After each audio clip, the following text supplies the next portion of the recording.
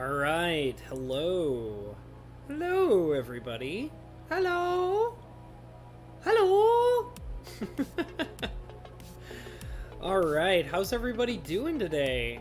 Oh, let me see. I'm watching my computer to make sure everybody can see me. Oh, there it goes. Can you all see me? You all see me?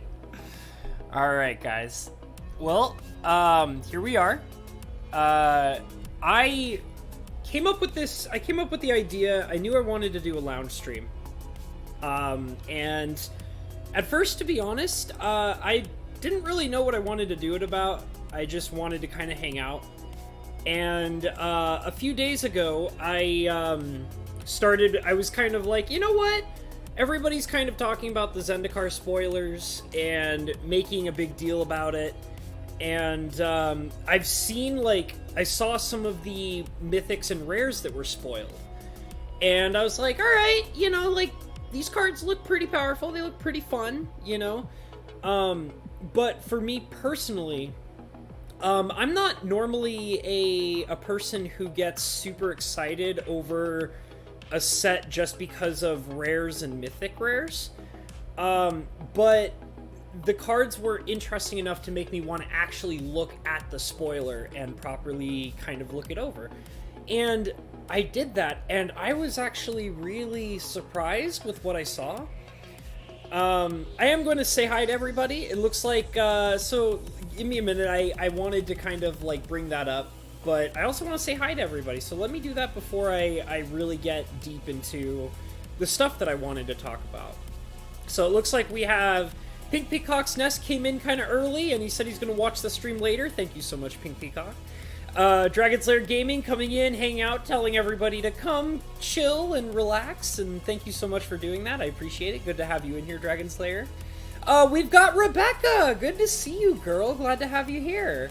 Bo Falcon says he's going to eat that pepper before Hobbs notices. Don't tell. You don't eat my peppers. You don't eat my peppers. They're bad peppers. Dragon Slayer says, hey there, how you doing, Rebecca? And Dragon Slayer is also saying, I see you, Habs. And we have Sam Dunn coming in saying hi. Bo Falcon is looking around. Rebecca says she's doing alright. So there we go. We've got all the cool people coming in and hanging out. But I just really wanted to... I really was, excited for some of the cards that I saw. Which is weird, because I haven't felt that way in quite some time. For example, I've told multiple times stories about, looking over the Ikoria set when it was first being released. And I was like, the only cards I care about are the triomes, the triple lands. That's all I care about.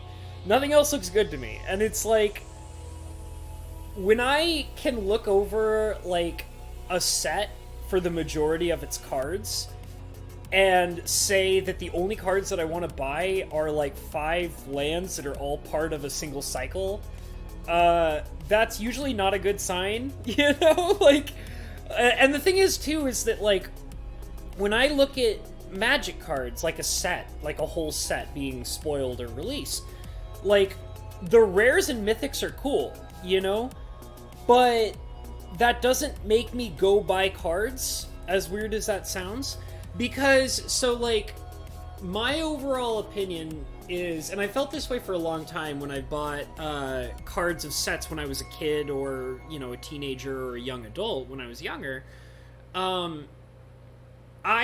get more interested in commons and uncommons. I have a deep appreciation for good commons and good uncommons. Now, not overpowered commons and uncommons. I like cards that are functional, that when you, a common card where when you play it, you're like, that feels like it was worth my time. I like commons and uncommons that are worth my time of playing with them. It feels like that, there's not a feels bad moment, or vanilla creatures, for example, always feel kind of bad because you don't get anything out of them when you first cast them, right? And, and then there's a chance that they could just die. Like somebody could just, cast a spell and kill it. But I like cards that really... I don't know, because, like, when you see the same janky commons, and uncommon cards all the time, like for example, the famous one that I feel like we always talk about is, that we always see in every set, I should say, is, like, your stereotypical Pegasus card. Like, you have, like, your Pegasus, and it has flying, and it can give other creatures flying when it attacks. And you feel like that you see that kind of card in almost every set, even if it's not exactly the same card. Like you can have, like, first it's a Pegasus, and then they print it as another Pegasus, but with a different name, and then they print it as a dinosaur, a flying dinosaur with a different name, and then next thing you know, you've got, like, 6 different versions of the exact same card, and nobody wants them, and nobody wants to play with them, So, like, I like cards that, like, they're common or uncommon, and they're not overpowered, they're not going to, like, immediately win you a game, they're not going to be, like, a complete game change, but they have power, and the word that I like to use is utility. Like, cards that have utility that are not in the rare slot or the mythic slot are a big deal to me. And when I was looking over this Zendikar set, like, I was like, okay, stereotypical mythic rare that wins the game, cool. Rare card that is jank, alright, whatever. Rare card that is not jank, okay, cool. Flip through all the mythics, ooh and awe at the rares and the mythics, like, whatever. But then when I moved into the Zendikar uncommons and common cards, I was surprised. I felt like that there were a large handful of cards that were actually worth playing. And, like, that could be played in Commander, or could be played, like, yes, they're always going to have a place in the standard set, in the standard environment. But they also had a place in, like, Commander, and definitely a place, like, I could even see some of them being in my cube, and they're commons and uncommons, and, like, that feels great. That's, like, something where I was like, you know what?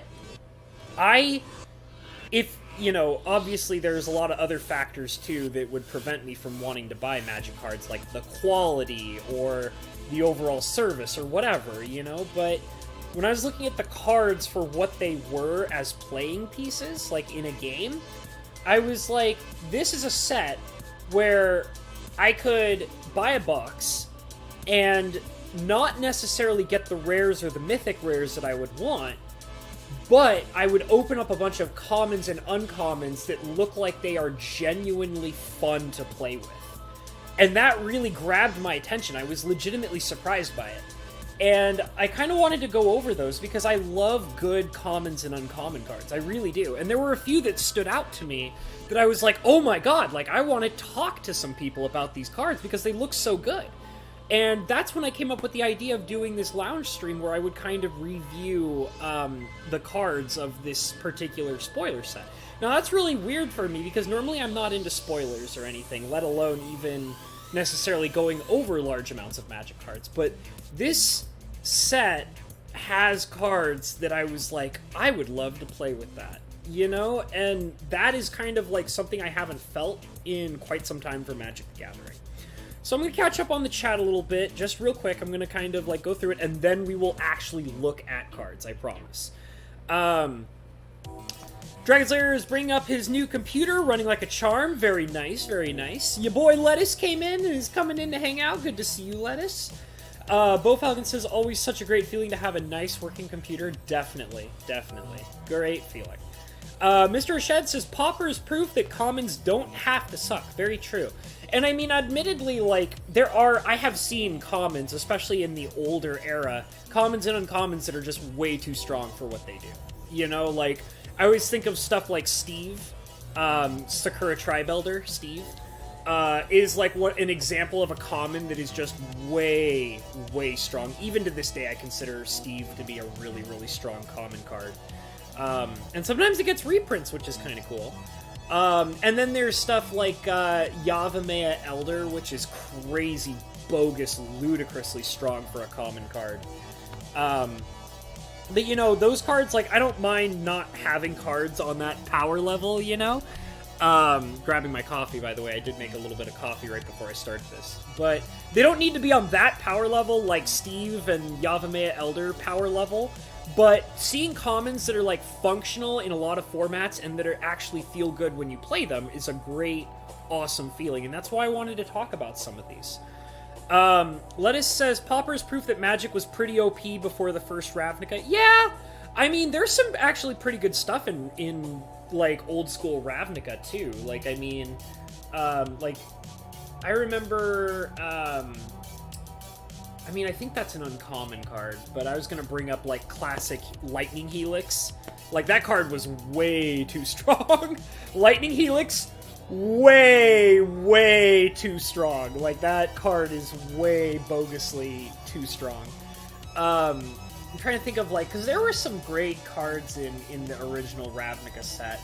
I always remember in Dissension, there was that spirit that you would play. It was, like, it gained you 4 life when it entered the battlefield, and it was unblockable. And I actually played with that card a lot, and I remember I liked it a lot.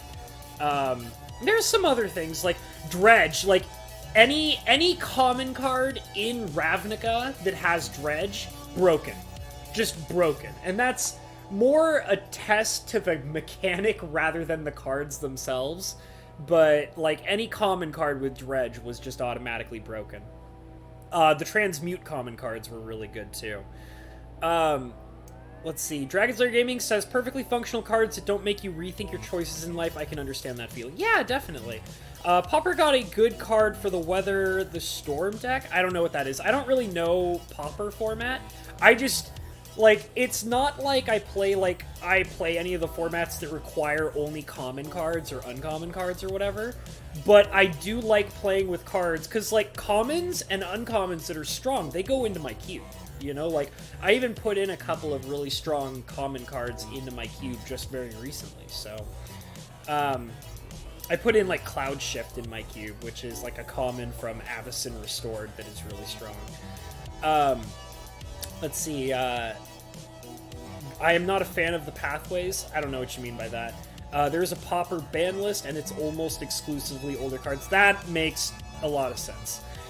So the computer is up and running, DLG, asks Lettuce, and, Richard Lash, what's up, brother? It's always good to have you in here. How you doing, my good friend? Good to see you, good to see you. Alright, so we're about 13 minutes in. We need to actually look at some cards. So, I thought I would kind of, like, start with, like, stereotypical cards. Like, obviously we're gonna want to look at the mythics and the rares, obviously. And what was really interesting to me about when I was first looking over the mythics and rares by myself, not that impressed. I'll be honest, I wasn't very impressed with the rares and mythic rares in general, because they just always feel like they're trying to one-up each other, I guess? I don't know, like, when I see mythic rares and rare cards, it's like, oh yeah, that card's broken. Oh yeah, that card's way powerful, like, blah blah blah blah, you know, because it's like, that's what you expect. But when you see commons and uncommons that are crazy strong, like, it actually, for me anyways, really grabs my attention. So we're gonna go over these cards. Because I had some really, like, I was relatively unimpressed with the rares and mythic rares, but the commons and uncommons shocked me. Like, I was actually like, these look great. So let's go ahead and look at Taziri, Beacon of Unity. This creature spell costs 1 less to cast for each creature in your party. Okay, first thing I have to say, okay? I don't like this whole party mechanic thing. I'm sorry, I don't. I'm not a fan. I get what they're trying to do. Yes, it's flavorful. Yes, it works. But I'm just not a fan of the mechanic. I don't like So, here's the thing, okay? So, I don't like cards that have really strict qualifications for functionality. So, like, let's see if I can think of an example of a card that doesn't fall into these spoilers that kind of gives the idea. Like, if there's a card that says, like, if you control, like, 5 vampires, do this thing, or, like, tap 3 vampires, do this thing, or cards that require other cards outside of it to do functions are things I don't like. I mean, the thing is like, that doesn't, like, I mean, I get the idea of, like, oh, well, you know, you have this card that relies on other cards outside of it, and if you can get all those cards outside of it to work right, then you can win the game. Okay, sure. Like, I get that. I can see how the card can be balanced. Like, this card allows you to win the game, but it has all these other things outside of it that make that work. And if it doesn't have any of those things outside of it, then it sucks. And those are definitely, like, combo player kinds of things. Like, it's like, oh, like, combo off. Like, grab these 4 or 5 cards and combo off. And, I mean, I can definitely see the appeal on that, but I don't... It's like...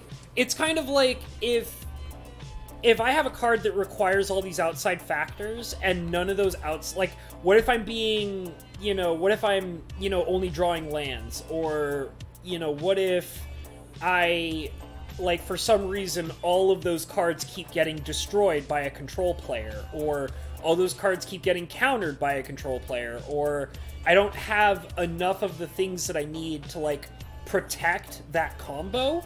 And I mean, that's pretty stereotypical for a combo player, but the thing is that the more cards and more interactions something needs to, like, function properly, the less I want to use it, because the card can't, like, stand alone and do what it needs to do to survive and be useful.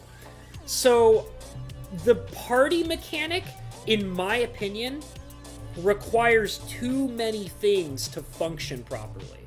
And, like, then I've seen, like, it's like, oh, well, there are some cards that say, like, this card counts as every creature type you would need to build a party. And it's like, well, then, if you're building cards to, like, cheat that mechanic, then why would you want to build into that mechanic in the first place? You know? Because it's like, oh, well, I think all the cards I saw were either, I think that ones that said, like, this is all of these creature types for this mechanic. And it's like, well, then, why would I want to bother playing with any of the other cards when I can only play the bombs plus the card that enables you having all those cards and combo pieces? You know, it's like, it's clunky. It's clunky and I don't like it. Like, that's just how I feel.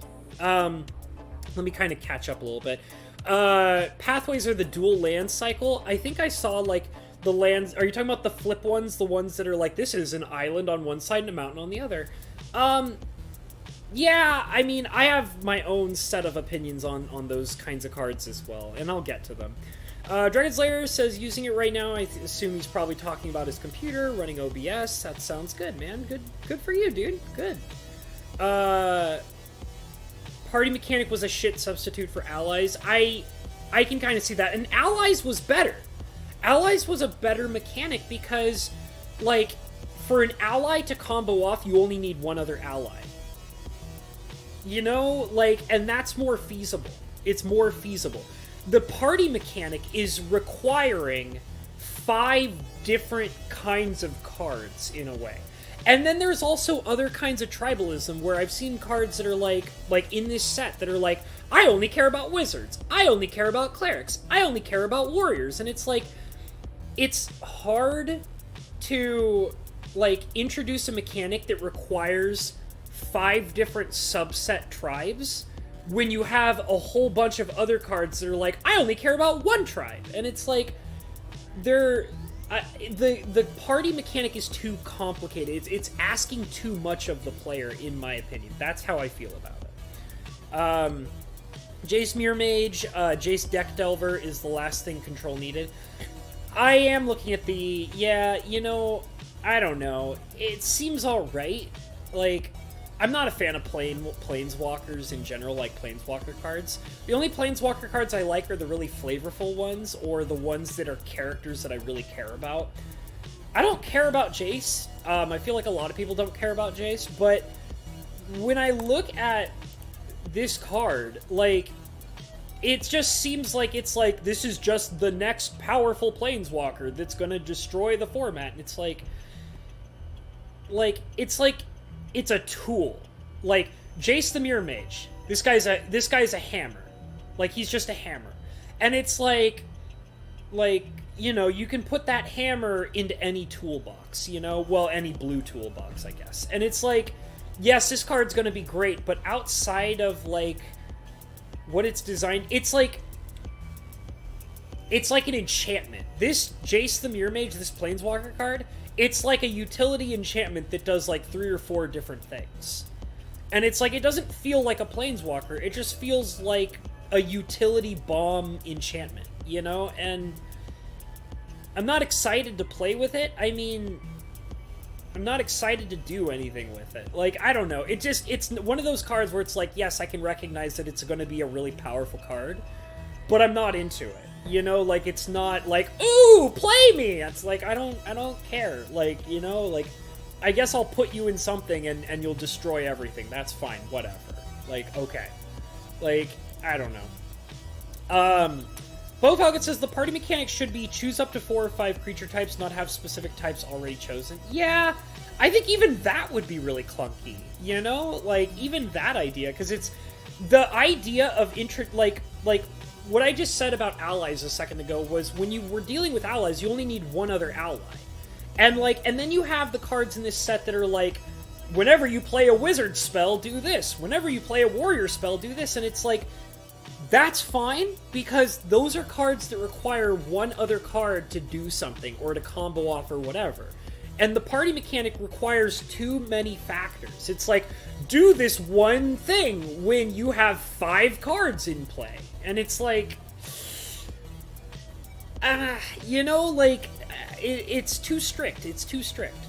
The difference is negligible in practice. Okay.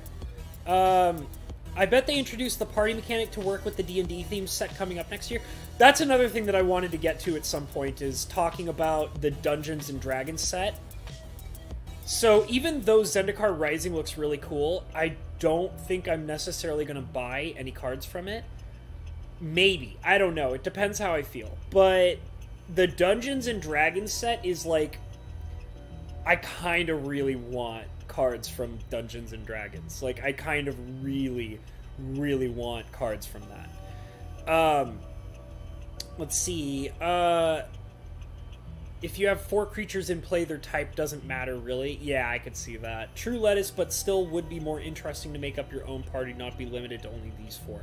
Yeah, I mean, I get that. I mean, honestly, like, if they said, like, the party mechanic was, like, having, like, 4 or 5 creatures of, like, the same tribal type, maybe, but if that were the case, that means that those effects would have to be ramped up considerably, since you have cards alongside of them that say, whenever a wizard comes into play, do this, you know?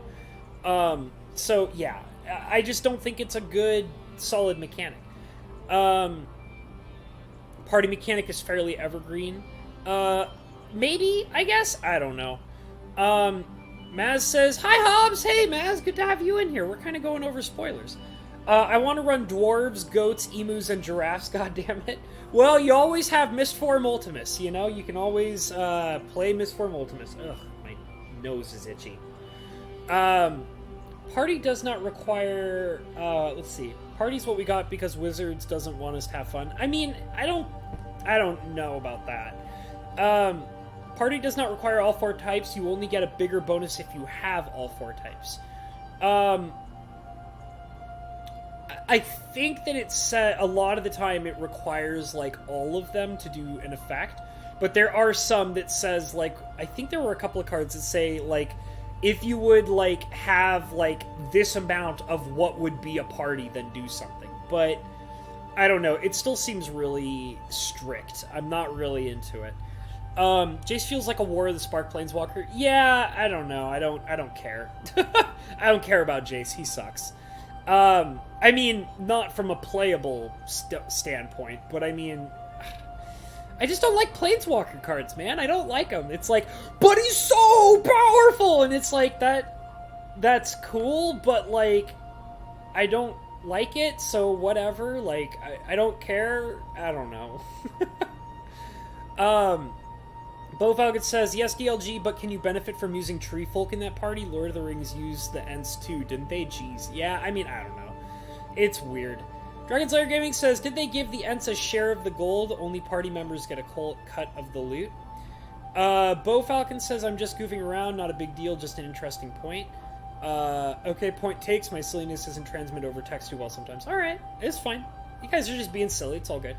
Okay, let me move on. I've been getting too distracted. Drain of the Last Blood Chief, a 5-mana 4/4 flyer. Okay. I mean, right off the bat, that's fine. Whenever Drain of the Last Blood Chief attacks, defending player chooses a non-legendary creature card in your graveyard.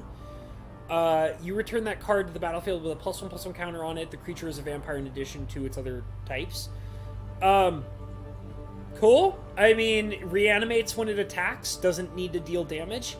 Seems strong. I mean, it's not super exciting, but it's cool. It's strong. It kind of makes me think of, in my cube, I have a Shieldred the Whispering one. It feels like another kind of Shieldred almost. Cheaper, which is fine. Seems strong, seems alright, doesn't seem broken. You can cheat things into play, which would be kind of cool. Sure, cool. Alright, whatever. I don't know, it just doesn't seem that exciting to me, but it's cool. Murag, Fury of Alcoam, 6 mana, 6/6. Each creature you control gets +1/+0 for each time it is attacked this turn. I already know this card, I've seen it a bunch of times. Landfall, whenever a land enters the battlefield under your control. If it's your main phase, there's an additional combat phase after this phase. At the beginning of that combat, untap all creatures you control. Okay.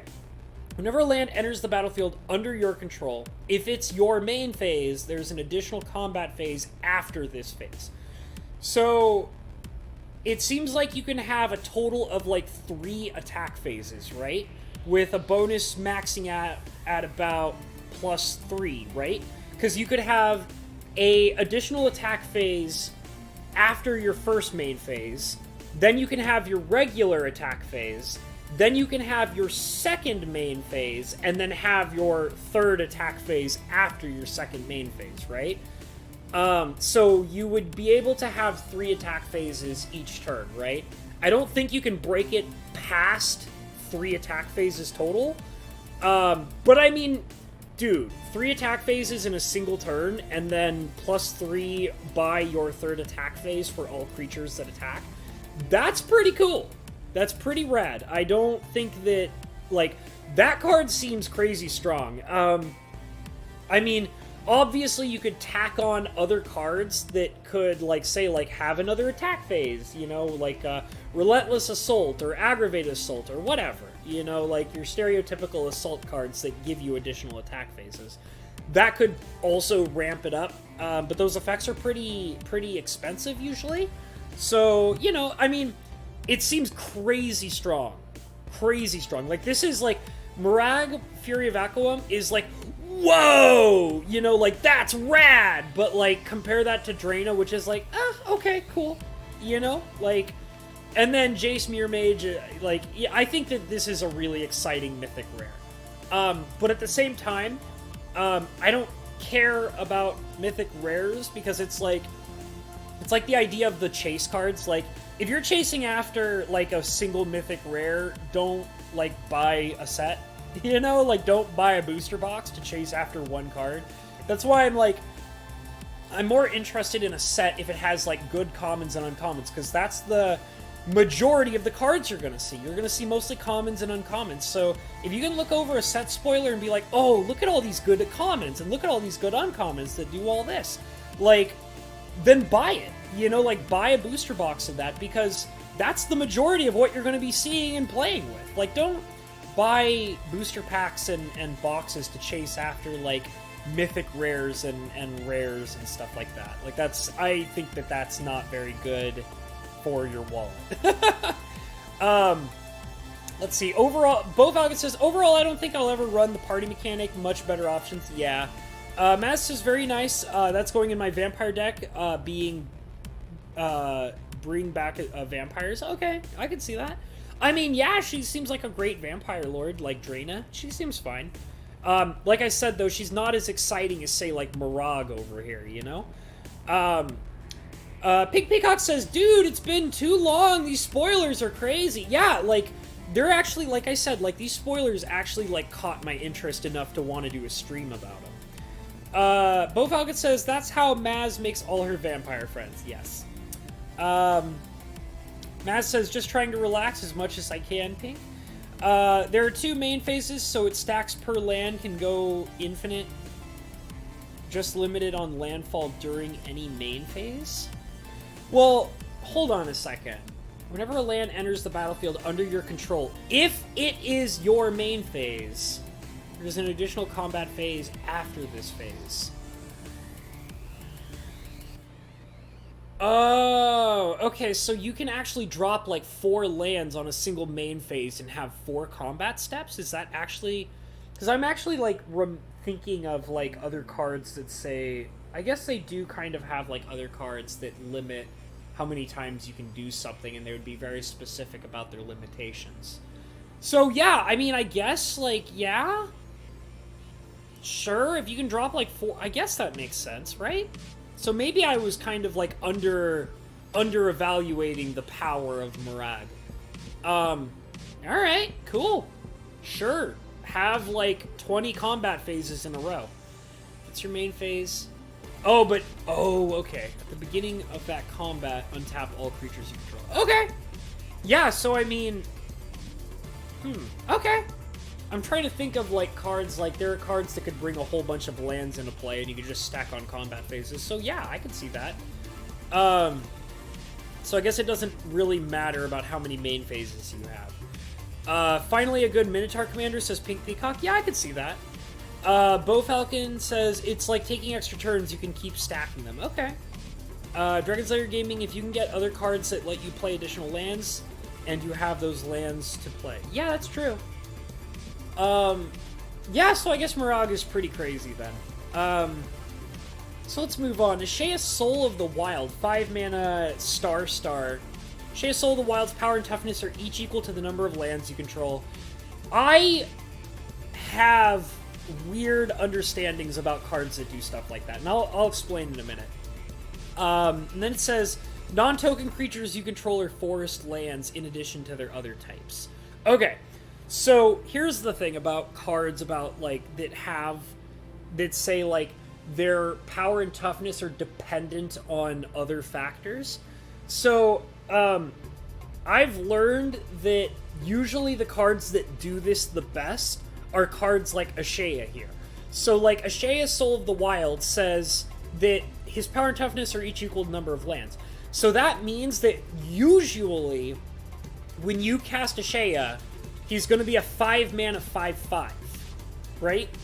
I mean, there's other times where he can be better, but most of the time he'll be a 5 mana 5/5. But then after that, he'll come out and immediately increase himself by turning all your creatures into lands, and thus he'll get bigger as well.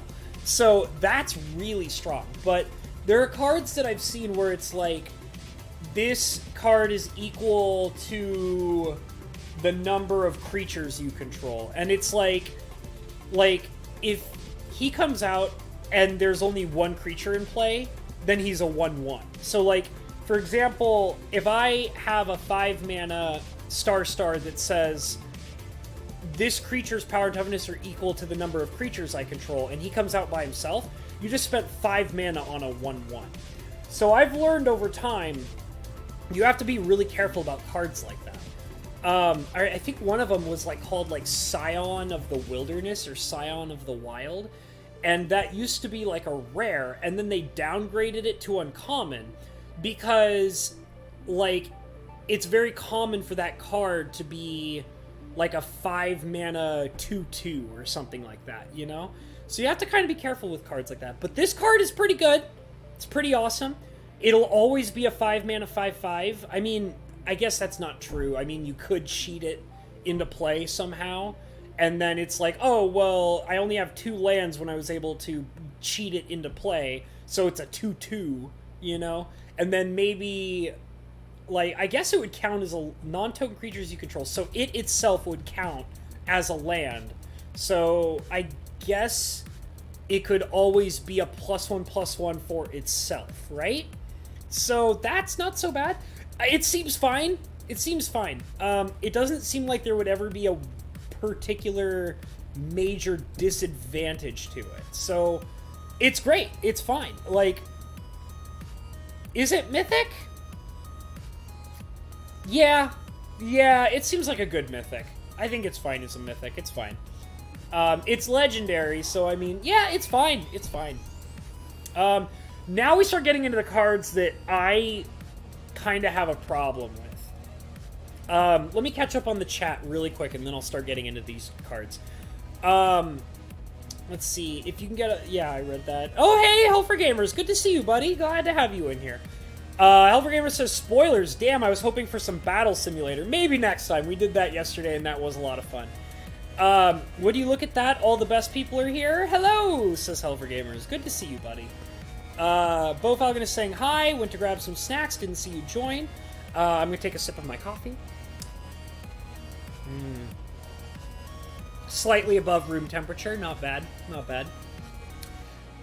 Went to grab some snacks. Didn't see... Oh, I already read that. Maz says, crazy idea, Broodmoth to make flying vampires. Oh, there you go. Seems alright, I think. I can't remember what Broodmoth is, though. My bad. Whatever, it's fine. Elver Gamer says, and Sam Dunn? Sam Dunn? Hi, Sam. Should I know Sam? He's alright. He comes in and he hangs out. It's all good. It's also mana ramp turning creatures into lands. That's true.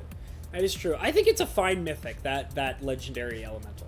Okay, so now let's talk about these cards, which they're kind of like a cycle, and I'll be honest, I'm not excited about these. I don't think these cards are going to be as powerful as first believed. So Amiria's Call is the first one.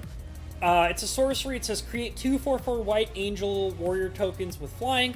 Non-angel creatures you control gain indestructible until end of turn. And that's 7 mana. So 2/4/4s, which is 8 for 7. That's not bad. Like, paying 7 mana for, like, 2/4/4 bodies, which gives you a total power and toughness of 8, and then all other creatures that are not angels gain indestructible. It seems fine. It's a fine spell. And then you flip it, and it's a land. Does it come into play tapped? It does, unless you pay 3 life.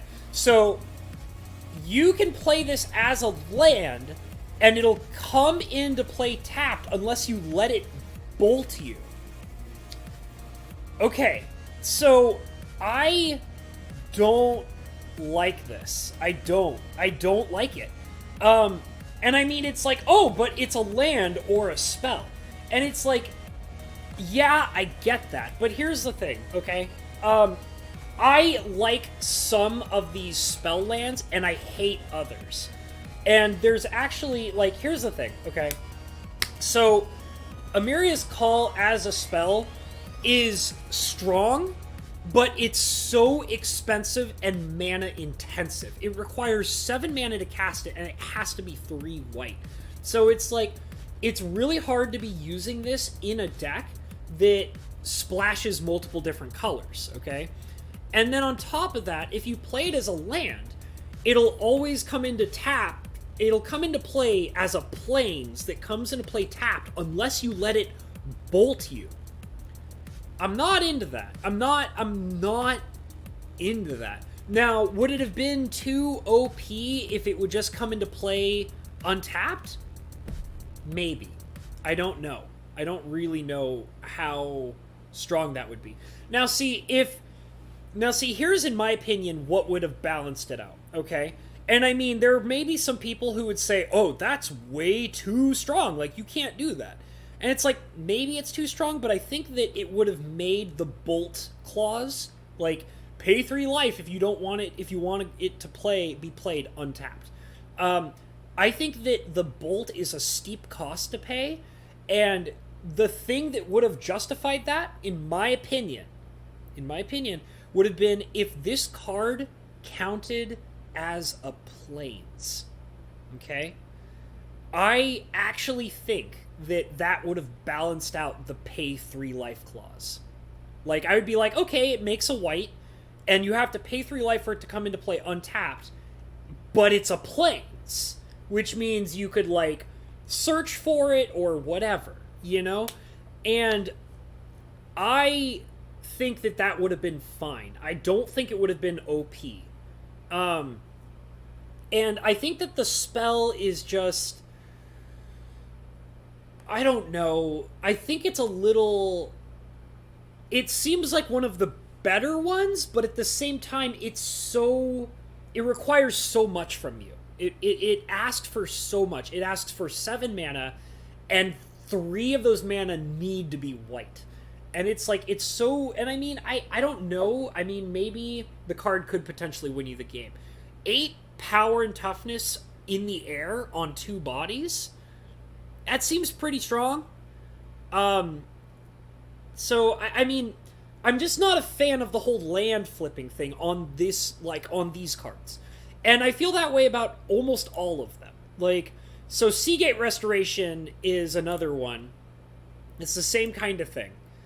And it says, draw cards equal to the number of cards in your hand plus 1.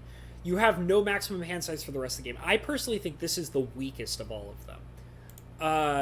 Let me kind of double check to make sure. Yeah, I think the blue one is probably the weakest. And, once again, the whole pay 3 life thing. I think that if they were, like... I really think that if they got the subtype of being, like, an island, or a plains, or a forest, or a mountain, like, I think that would have been worth being bolted to the face. To, like, have it come into play untapped. You could search for that powerful spell in addition to the land side. Does it count as both types? Like, I thought the idea is that you have to choose one or the other. Like, is it that if you search for it and it's put into your hand and then you get to decide, or is it predetermined? Like, because I thought, like, I mean, I could be wrong and I just completely, you know, not evaluating these properly. Is, like, if I... Because, like, then I would say, like, here's the thing, okay? If that were the case, then Expedition Map is a problem. Right? If it is a land and a spell simultaneously, then Expedition Map is a problem. Because then your Expedition Map will tutor up your Seagate Restoration, or Amiria's Call, or whatever. Right? Because... And I mean, that could be like, well, maybe that's why they reprinted Expedition Map a whole bunch very recently. Maybe, but, like, I don't know. I thought that the idea is that it's supposed to be... Now, let me kind of catch up on the chat a little bit. Let's see. Keep my finger off the button, then... Yeah, Sam's tight. Sam Dunn's cool. Anything in Standard that brings exile cards back to the grave or the deck? I don't think anything in Standard does that. Where'd the 3 life come from? Maybe if you made a 1/1 warrior also. Yeah, I think the bolting clause is too much. It's too much, man. Like, and that's the thing, is because, like, doing, like, the shock lands, like, you get shocked for those shock lands, but there's so much good that comes out of the shock lands. They count as both types, and also they make 2 different colors. And it would be able to come untapped if you pay for the shock. It's worth it. But I think that these bolts, like the bolt land concept here, is too weak. And it's like, it's really like, you don't want to get, like, bolted by that and get so little out of it. I'll be a good boy, says Hell for Gamers, always happy to meet new friends. Dragon Slayer says, if you made it a plains and could search for it. Yeah, that's the thing that I think is, like, I don't think that that's how that works. Bo Falcon says, except it counts only as a spell, not a land, DLG. There you go. So it doesn't actually... It's only the front face of the card. Look at the arrows on the corner. Oh, so wait a minute. You can use them as the spell or the land from your hand. You determine what it is when you play it. But in your library, hand, and graveyard, it will only count as the front of the card. Okay, so it counts as a spell in a land when it's in your hand, and it's a spell whenever it's not in your hand. So yeah, I think if that's how it works, then I think that these cards are really underpowered, guys. I don't like them. I really don't. I think that the land side is way too underpowered. It's way too weak. And then, like, the white spell is pretty good, but this Seagate Restoration, I think it's a trash mythic, I'll be honest. I think this is not a very good mythic card. Because, like, it doesn't have a determined number of cards that you can, like, gain by playing it, right? So, like, it doesn't say, like, draw 7 cards. It says draw cards equal to the number of cards in your hand plus 1. So, like... Yes, blue should be drawing cards constantly, and therefore this card is technically good so long as you're continuously drawing cards. But the thing is that the spells that you're using to continuously draw cards and have a full hand are probably going to be cheaper than casting this card for 7 mana, and then this card doesn't have a guaranteed gain on card drawing. The only guaranteed gain it has is +1. So... at the absolute worst case, you would be spending 7 mana to draw 1 card. And that really is not only a worst case, but also it feels terrible to do that. Like, I don't like this spell, and I don't like how these lands are designed. I really don't. And I really wanted to talk about this, because when I saw these cards, I was like, these don't feel good. These don't feel like good cards. And I mean, I don't know, maybe I'm wrong. Who knows? Maybe I don't play Standard. That's the thing, guys. I'm not a Standard player. I'm a very casual player. But I just don't really like this cycle of, like, mythic land spells. I will say, Agadeem's Awakening, this is the one that seemed like it's going to be the most powerful of the cycle. And it's just because of the spell. Let's see. Return from your graveyard to the battlefield any number of target creature cards that you each have a different converted mana cost of X or less. So I think this one's probably going to be the strongest of them. But once again, I still stick... By the way, the art on the card for both sides of this is awesome. I love the artwork. But ignoring that, I think these cards are, like, weak. Like, I think these are very weak mythics, but I think this one's going to be the strongest of them. It's going to be this one, because the reason why is because even though, yes, this is triple black, the X is, like, pay more than 3, whereas a lot of the other ones are like, this one's pay 7, this one's pay 7, this one's pay 7. Like, the red one seems pretty good, too. The deal X damage, it's like a, Shatter Skull Smashing. Shatter Skull Smash, it's 2 red and X. Deals X damage divided as you choose among up to 2 target creatures and or planeswalkers. So you get to... Here's the thing. It's like a... It's like a fireball, but you're required to only use 2 targets. So it's like... 1 red to guarantee 1 target, another red to guarantee 2 targets, and then X is the damage. And then if the damage is 6 or more, it's twice that divided as you choose. It's like, yeah, it's like, it's almost like a fireball with them saying it's a fireball, but you can only have 2 targets. And I mean, it seems pretty strong. It does. It actually does seem pretty strong. Creatures and or planeswalkers. So... I guess it's not as good as... If it said to 2 target creatures... Yeah, if it said, like, any target, then it's probably fine. It would probably be better. So I would say that it's weaker because it doesn't pick any target. It's only planeswalkers and creatures. But it's a mass removal! No, that's not true. It's a 2-target removal. What am I saying? So yeah, once again, I don't think it's that good. I don't think any of these land mythics are that good, except for... the the black one. I think the black one is legitimately the best one, which is too bad. And then the lands are really underwhelming. So let me kind of catch up just a little bit more. Expedition in map is not standard legal, so we won't have that problem. Yeah, but the thing is that now we know that they're considered spells, not lands. They're spells that can be played as lands when they're in your hand, so it's fine.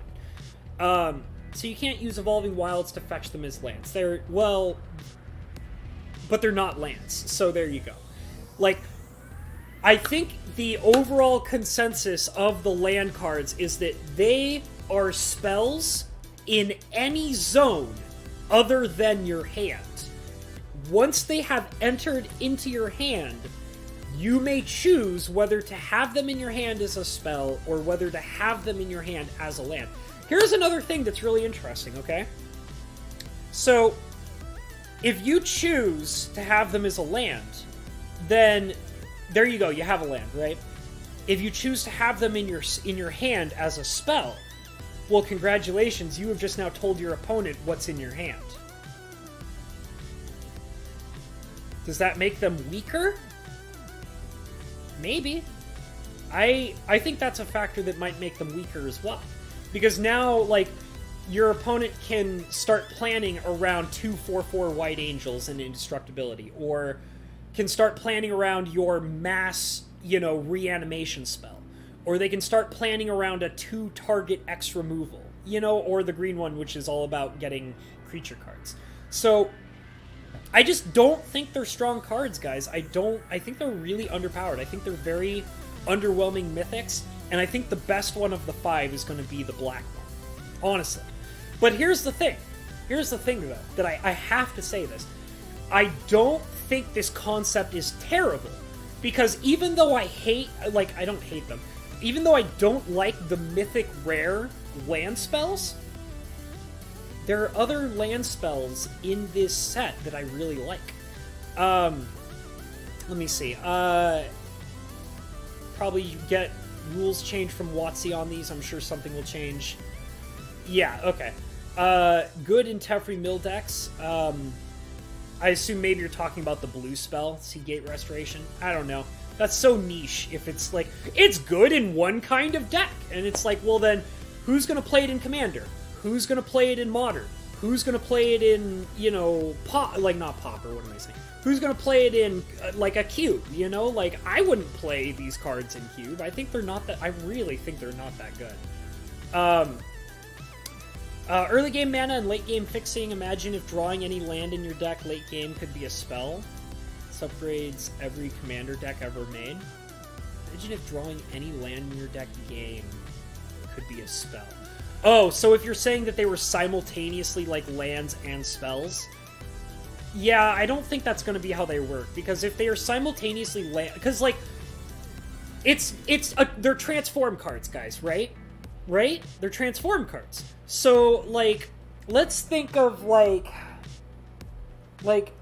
almost every transform card that I can recall, right?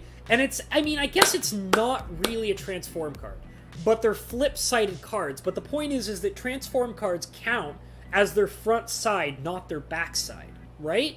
So, I think that the evaluation that they are only spells until they are in your hand is probably the right way to look at this. I do like the idea of 2 option cards in one kind of like split cards. It would be cool to be able to tutor fetch up either side, though. I bet WotC incorporated the cube idea, play any card as a land, and said, let's make that a reality. Well, I don't know. Depends. Thoth says, Bo Falcon, they most likely got the idea from Duel Masters. I've never played Duel Masters. Bo Falcon says, Cube was done way before Duel Masters, though. True, sorry for the misinfo, says Thoth. I'm gonna have a sip of coffee. Dragon Slayer Gaming says, that would be a valid point if they didn't make the blank cards that look like normal cards, except you can write what card they are replacing, so you don't give away what it is. I guess... that's probably how they'll do it. But don't you have to, say which it is? Oh, or maybe it's when you cast it. So it's like, it's not a land or a spell until you cast it, right? So, like, or I should say play the card. So, like, you could say, like, I'm playing this card as a land right now. And then you would pull it from your sideboard or whatever and then put it on the battlefield. So, okay. I guess I could see that. So I guess it's not revealing anything to your opponent. That's fine. Let's see. They're transform option cards. So cards are transformers, which are auto cards, and the Decepticards. Yeah, there you go. There you go, Maz. You get it. When you cast or play the landslide. Yeah, okay. I mean, yeah. I just don't like them. I really don't. But it's funny because I don't hate this concept because there are some cards in this set that do this that I really do like. So I'm going to go through all the mythics that we have here. Might do some of the rares, maybe. I'll do the ones that stand out to me. How about that? That way I don't stay... Like, because I've already spent like an hour going over these cards because I'm kind of... My attention is divided in multiple areas. Angel of Destiny. I don't know how strong this card's going to be.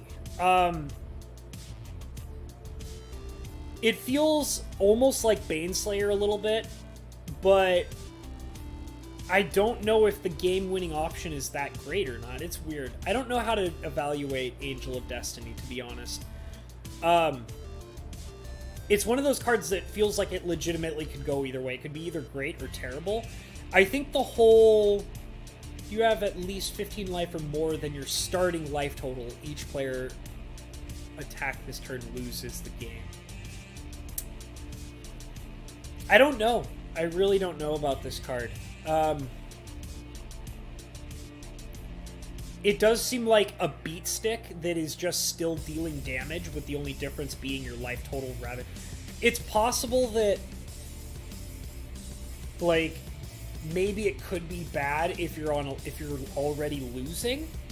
I don't know. I really don't know.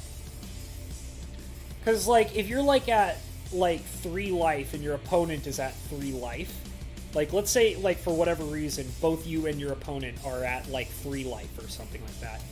I feel like Angel of Destiny would be not that great. Because it would take too long. Like, if both you and your opponent are both at a low life total, like, Angel of Destiny would not be great because you would have to gain all your life back up to 20 plus 15. So you would have to basically... it would take more time to win the game with an Angel of Destiny if your opponent is already at a lower life total for whatever reason. So, like, I don't know, it's hard to say. It's really, this card is very hard to determine. I don't know which way it's going to go. I feel like it's that if you're already, maybe it's, if you're already winning, it's not very good, but I don't know. If your opponent is winning, then maybe it's not so good. I don't know. It's weird. It's very weird. It's a very weird card. Raging Isle is the best card. Leyline Tyrant, though.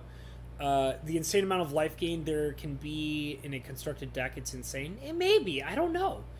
That's one of those things, though, where it's like niche-y. Like, it's like, oh, are you playing life gain? Then it's going to win everything. It's like, oh, you're not playing life gain? Then it's not good, you know?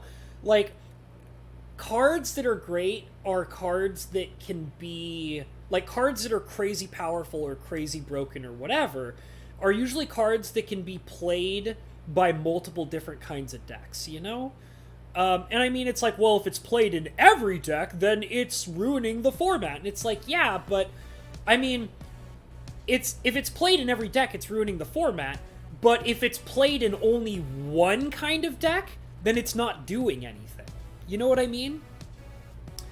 Seagate Stormcaller, 2 mana, kicker 5, 2/1. When it enters the battlefield, copy the next instant or sorcery spell with converted mana cost 2 or less. You cast this turn when you cast it. Awesome. Okay, ignore kicker. Ignore kicker. 2 mana, 2/1, copies a spell that costs 2 mana or less. That is a mythic. Right there. Right then and there. A 2 mana card that can, and blue has so many spells that can easily fit into that. This card's great. Okay, I remember seeing Seagate Stormcaller and being like, that is strong. And then, like, and that's the thing is because it can be strong when you cast it on, like, turn 2 or turn 4. Like, that's mythic quality. But then you see the kicker 5, and then it says, copy that spell twice instead. Even better! It's like they took a really powerful card, and then they're like, we want this to be strong between turns 2 and 4, but we also want it to be strong during turns, like, 6 through 8. So it's like, this card right here, Seagate Stormcaller, this is, in my opinion, like, a great mythic rare card, because you can play it as 2 mana, and it's playing a mythic rare. Or, you can play this card at 7, and it's still a mythic rare. It's an even better mythic rare. Like, this is a great card. So, I mean, I think this card is going to make a huge impact in anything you put it into. Awesome card. Let's see, Leyline Tyrant, though? Yeah, Leyline Tyrant is cool. I do like that card a lot. Scourge of the Skyclaves. So, 2 mana, it says, okay, here's how, like, this is important. I have to read kicker cards in certain ways, for me personally, okay? So this is how I like to read kicker cards, okay? 2 mana, creature demon, mythic rare, that says, Scourge of the Skyclave's power and toughness are each equal to 20 minus the highest life total among players. This is, like, it's like a jankier Death Shadow card. So, 2 mana, and it says 20 minus the highest life total. So, if the opponent is... Well, actually, it doesn't matter. It could be any. So, if anybody's at 20, this guy can't be played. He's a 0/0. He would die instantaneously. But then after that, it says, when you cast a spell, if it was kicked, each player loses half their life rounded up. So this card basically says, well, if you want me to be a 10/10, you can, if you want me to be like a 10/10, you can, or whatever. It could be lower. It could be bigger than that, I guess. But it's basically like, it requires all players to have a lower life total than their starting life total. And then it also has a spell tacked onto it for 5 mana that allows you to steal life from all players. So, okay. I don't think it's as strong as Death's Shadow. It's still pretty good. Just simply being a 2 mana creature that, I mean, admittedly, this is what I was talking about before, where it's like, well, you can cast this for 2 mana and you get a 0/0. So, even though it's like, oh, look at how early you can get it out for, it's like, yeah, but usually the earliest you get it out for is not the best. You have to have cards that are stealing life away or dealing damage as fast as possible. It could probably be in some aggro stuff that's like trying to kill the opponent as fast as possible, and then maybe it'll be better. But this is kind of a niche card. I mean, it's hard. Because it's basically like, if you're being aggressive and you're fighting and you're attacking constantly, then it's going to be good. And I mean, most people would say, well, that's what every deck should be doing. And it's like, yeah, but this card kind of requires you to be as quick as possible. So maybe in, like, black and red, it would be awesome. I don't know. With that insane amount of life gain... Oh, yeah. In a constructed deck, it's insane. Yeah, I mean, talking about the Angel again. Yeah, I guess, but that's one type of deck. Habs, have you forgot about Desolator's life gain deck? So here's the thing, guys. I like Desolator, okay? I like him. He's a nice guy. I've chatted with him a few times. In perp streams and outside of perp streams. I don't watch his content. I'm sorry, guys, I don't. I usually stay away from watching Magic content. Purple, Mike Hatcher, Magic Historian, is pretty much one of the only guys I watch that talks about Magic. The reason why is because until this Zendikar spoiler came out, I'm not necessarily have the hugest interest in Magic as much as I used to. So I don't really watch many Magic YouTubers. But I like Desolator. I think he's a great guy. I love chatting with him. I don't chat with him as much as I used to, but when I was chatting with him in the past, he's a great guy. But I don't really watch his content, and I'm sorry if Desolator happens to be watching this right now. But I think you're an awesome dude, and I think you should keep making your content and doing what you're doing. It's awesome. I would never dissuade people from watching it because I think what Desolator does is awesome stuff. But I personally don't watch his content. So there you have it. Heliod Intervention. Each spend 2 white mana. You get life. 2x easy life gain. Whatever. Niche combos. Leyline Tyrant. Awesome. He's a red Omnath. Seems cool. I like the idea that he spends, like, if you kill him, he can just spend all the stored mana to just explode on somebody. That's pretty awesome. Will Leyline Tyrant be good? 4/4 creature for 4 mana with flying and also holds all your mana? Yeah, this card will probably see quite a bit of play. I actually think it will. I think this card's really strong. Especially the whole thing of... ooh, it's cold. That's okay. The whole thing of it being like, well, when he dies, he's got an insurance plan built into him. And it's like, yeah, that's nice. You know? Like, that's pretty awesome. I think he's worth being a mythic. I think he's pretty good, and I think he will see play. Let's see. Ancient Green Warden. 6 mana, 5/7 reach. You may play lands from your graveyard. Cool. Okay, so, like, what's that, that artifact that allows you to play lands from your graveyard? Crucible of Worlds, I think it's called. So it's a green Crucible of Worlds that costs more, and it's not... Yeah, and it can be killed with creature removal, so yeah, okay. If a land entering the battlefield causes a triggered ability of a permanent you control to trigger, that ability triggers an additional time. Wow, that's pretty strong. So playing lands from your graveyard and land... So it basically makes landfall triggers happen twice. Yeah, he seems great. I would say that the lands from the graveyard ability is worth the mythic rarity, plus the fact that it's a 5/7 reach for 6 mana. That's pretty damn good.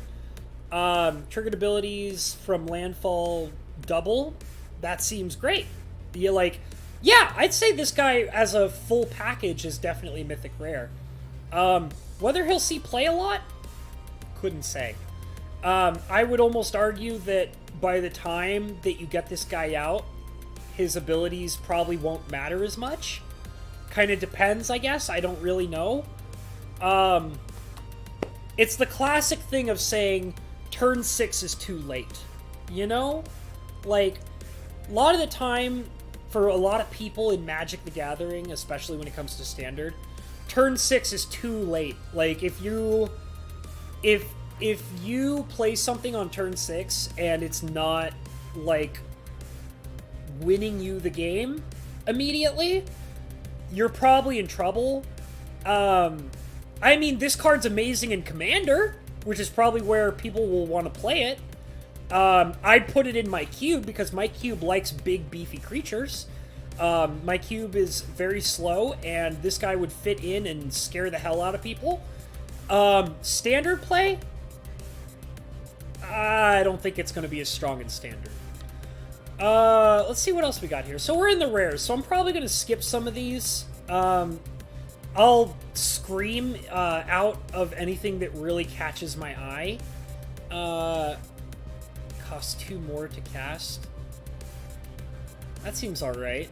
17?! Holy crap! With 4 mana, 0/17?! What? Why? What? Why? Why would you need to... Why? Oh my god! Okay, Jesus. You ain't tragic slipping that guy. Sweet Jesus. So spells that target him cost 2 more to cast. Sounds like good protection. Plus X minus X equal to islands you control for 3.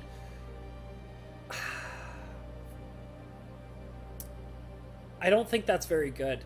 I mean, I get it. I get what they're trying to do. But it's like, it's kind of like with the white spells, it's like, this has 3 white in its casting cost, so you better be doing mono white. And it's like this guy, like, you better be doing mono blue. And it's like, I don't know about that. And plus, all the lands that are like, here's another thing to think about. All the lands that are like double-sided lands and stuff like that, like, are they even like count as like, I'm sorry, give me a second, I'm just checking something really quick. I don't know why all these didn't load properly, by the way. I'm just trying to find the lands. Okay, so these are the ones that are like the double lands. This one's white-red, this one's green and white. They're not actually double basic type lands, right? So I would assume that because this is Zendikar, people are probably trying to play all of the really fancy lands, like these guys down here and stuff like that. So a card that cares about how many islands you're playing with, I don't think it's going to be that good, because I don't think it's going to be very strong. Oh god, I need to reload this page. I'm going to reload this page real quick. Apparently it had a lot of trouble loading, I guess, for some reason. And it cut off a whole bunch of cards, so I'm reloading it just real quick here. 4 mana 0/17 thick crab boy here to ruin the kingdom. The double-sided lands have no basic land types. Yeah, so, I mean, a lot of the special lands don't have basic land types, so this card would be really underwhelming. Like, you'd probably not feel good about getting this card. Like, a lot of the time I think it's probably just going to be an untargetable 0/17. Which is cool. I mean, you can hide behind it for a long time. Maybe that's all you really need. I don't know. It just doesn't seem that great. I wanted to point it out simply because I was taken aback by that 17 toughness. Like, sweet Jesus. By the way, guys, I'm going to take a quick minute here. And I hear an advertisement, which I'm talking over, and it's very annoying, so I'm going to skip that. And I'll be right back because I have to use the little boy's room very quickly. It's all the coffee. I'm sorry, guys. It'll take me a minute. I'll be right back. I'll be right back, I promise. Kind of look at the cards for a little bit. I'll be right back, I promise. 17 toughness, though. What were they thinking? Come on.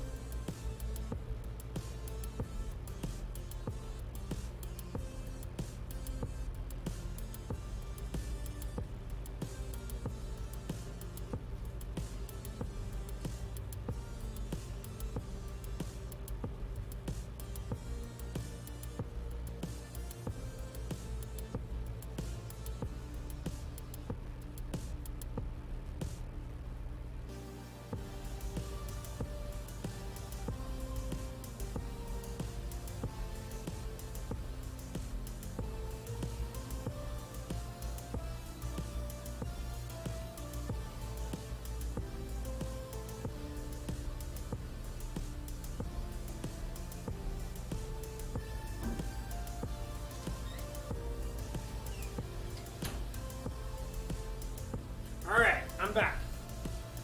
Here I am, in all my glory. Hi. Okay, so let's kind of look through these real quick. Turn target creature card from the graveyard to the battlefield for 4. 2 mana menace lifelink. That's not bad. I mean, it's gains life and it's 2 power and it's unblockable a lot of the time. That seems alright. Let's see. Charger, 3 mana, 4/3. Youch.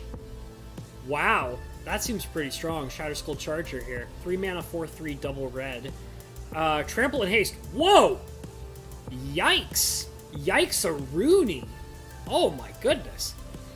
If it was kicked, enters the battlefield with +1/+1 counter for 5. I mean, honestly, it's like, hey, do you want to play a 5 mana 5/4 with Trample and Haste? And it's like, yeah, I do. And it's like, well, how about a 3 mana 4/3 with Trample and Haste? And you're like, hell yeah!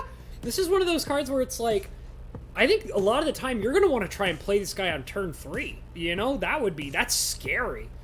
The beginning of your end step, if Shadow Skull doesn't have a +1/+1 counter on it, return it to its owner's hand. Oh my god, that's so awesome.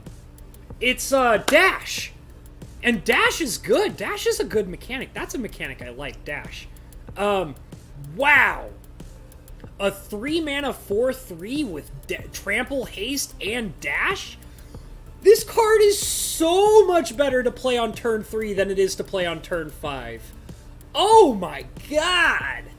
Shatter Skull Charger. Goodness freaking gracious. Wow! This guy's awesome, you guys! That is a rare to keep an eye out for. That guy is kicking ass and taking names. Oh my goodness. Yes, I would play Shatter Skull Charger.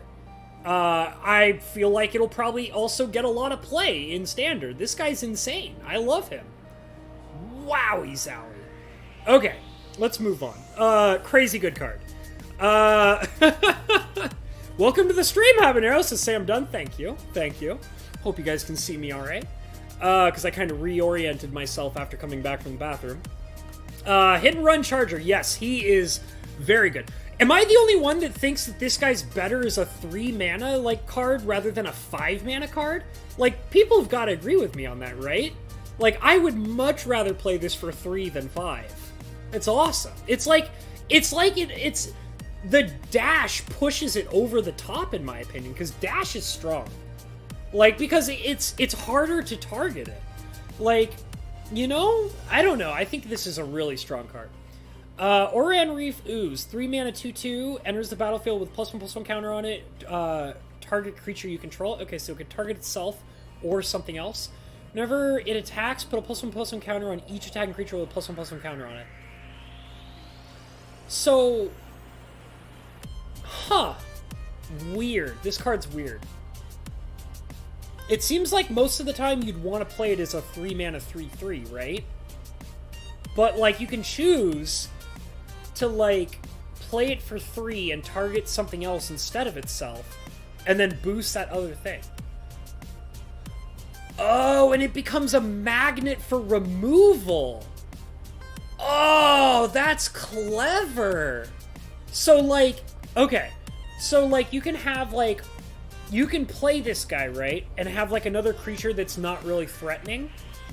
And you can cast him. And then put the counter on another creature. And then, like, now that the other creature has a +1/+1 counter on it, whenever the ooze can attack, it'll grow the other creature instead of itself.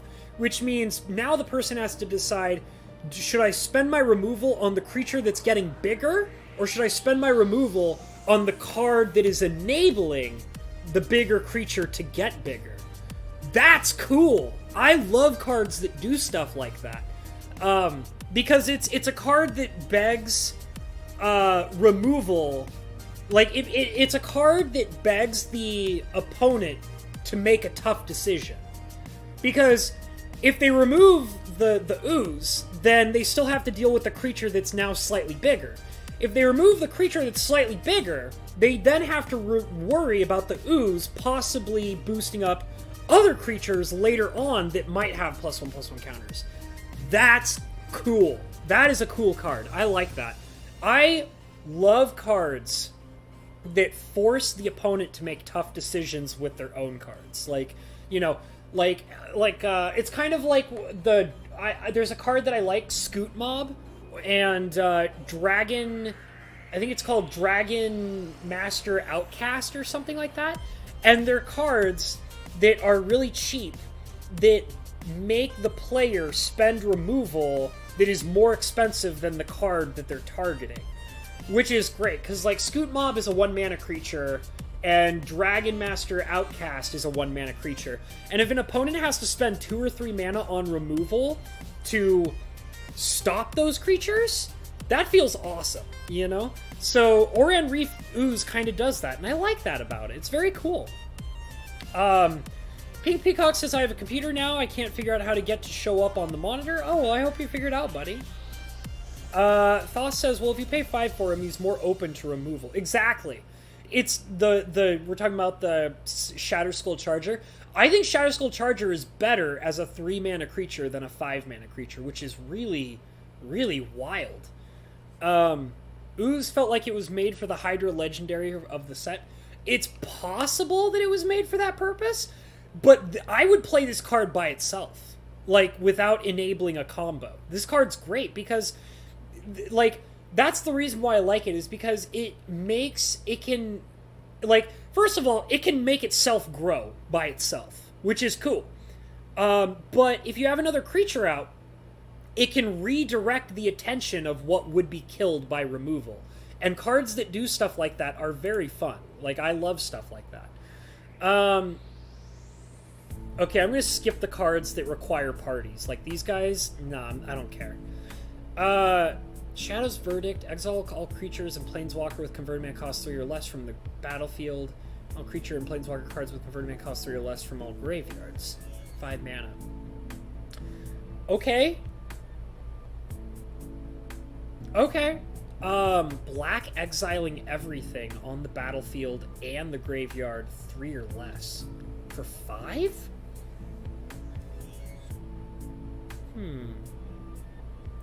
It seems like this would be pretty strong, actually. In knowing how fast the environment is in Standard, if you played this on turn 5, it would probably feel pretty good. And it would probably put you ahead if you're playing, you know, mass removal correctly. Seems strong. Seems strong. I could see this getting a lot of play. Nahiri's Lithoforming, 2 and X. Sacrifice X lands for each land. Sacrifice this way, draw a card. This turn.